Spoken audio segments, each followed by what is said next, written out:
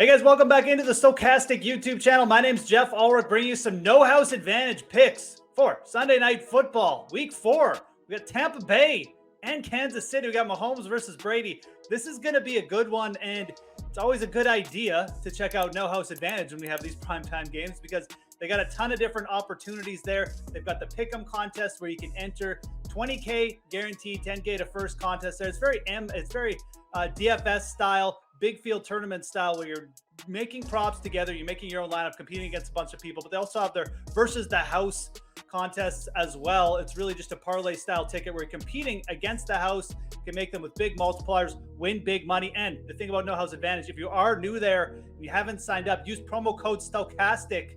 $50 match deposit bonus when you use promo code Stokastic at No House Advantage. So take advantage of that today, guys. Deposit $50, get an extra $50. Easy way to build a bankroll. And as I mentioned, this great contest over at No House Advantage in their pick'em contest. Lots of overlay. So $20K guaranteed, $10K to first. Make sure you check that out for this contest. And in this video, we're going to be talking about the Kansas City Tampa Bay games. Specifically, we're going to go over some picks. We're going to use the free projections over at Stokastic as well to help guide us.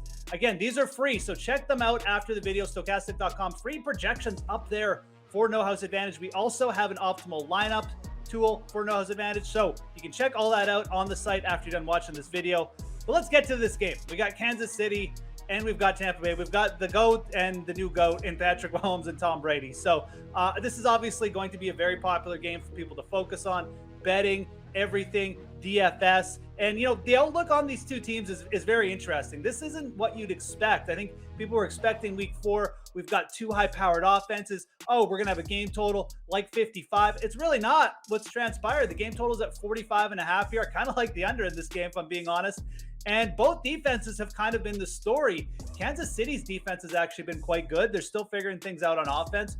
Couldn't quite get it done last week against the Colts. And Tampa Bay, very similar. Their defense is keeping them in games. They've only scored 3 touchdowns thus far, so something to think about. Now, Tampa will have Evans and Godwin in the lineup for this game. Or Godwin's questionable. He's likely going to play, but that's something to think about too. You could see increased efficiency from Tampa Bay in this game, but realistically, the defenses for both those teams have been the story, and that's kind of what we're going to focus on when we're looking at the props. So let's dive into it. We got 4 or 5 props to get through. Again, we're going to use the Stokastic free No House Advantage tools to help us.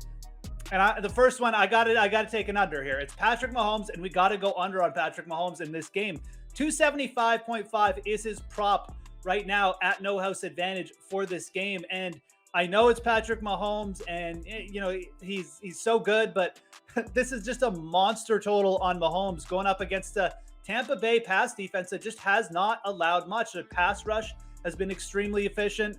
Their secondary has been shut down in a lot of spaces. They allowed the Packers to get loose for a couple big plays last week, but the thing about Kansas City that's bothering me a little bit right now is just their efficiency at the wideout position. Juju Smith-Schuster kind of got shut down versus a good secondary in the Chargers. You know, Travis Kelce is Travis Kelce, but these wide receivers, I don't think we can count on them for big chunks of yardage anymore.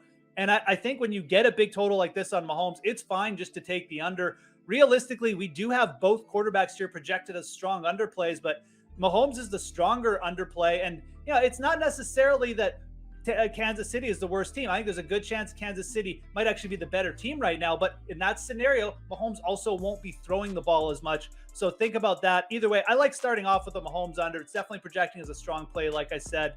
So we're going to start off with that. Let's stick with the KC side of the ball because everything kind of flows from Mahomes anyways. One player I do like going over on in this game for Kansas City on No House Advantage is Jerick McKinnon.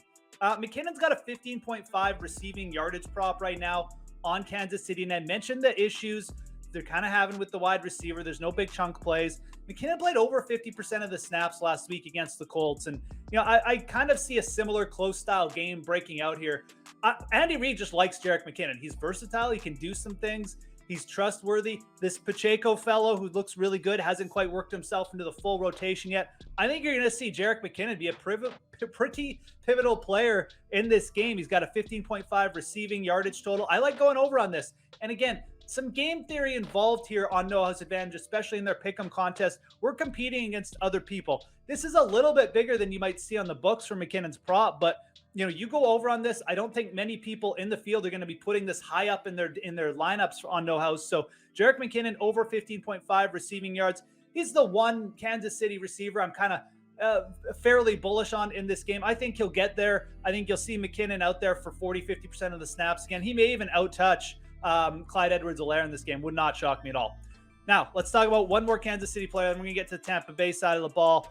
Marquez Valdez-Scantling. I admit, this guy has not really looked any different than he has in Green Bay. Let's put it that way. We probably should have seen this coming. He wasn't good with Aaron Rodgers. He went under the radar for 5 or 6 weeks. He'd pop with those big 70-yard plays, and everyone would get all excited. Oh, this guy's got 4.3 speed. He's awesome. Let's roster MVS. No, he's really not that good. He really hasn't looked like an integral part of the Kansas City offense. I just mentioned Jerick McKinnon. He seems to be getting more looks than MVS in this offense. So we still got Mecole Hardman, Juju Smith-Schuster to worry about. We've got a good secondary we're going up against here. It'd be a little bit surprising if Marquez Valdez-Scantling suddenly broke out in this game. 44.5 receiving prop on No House Advantage.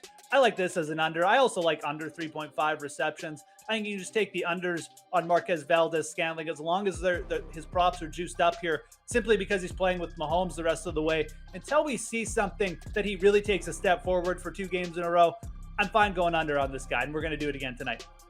Let's switch over to the other side of the ball. I think this will be a close game. I think it'll be a lower scoring game, but a close game. And I still think that Tampa Bay is going to try to rely on Leonard Fournette here. So he's got a 70.5 rushing prop on No House Advantage.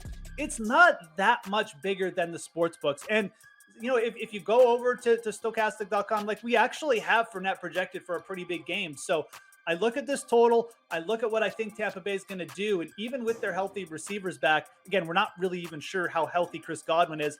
I think they're going to rely on Fournette a lot tonight. And 70.5 rushing yards, again, when we're talking game theory, when we're talking our lineups in the No House Advantage Pick'em contest, I like using this as an overplay.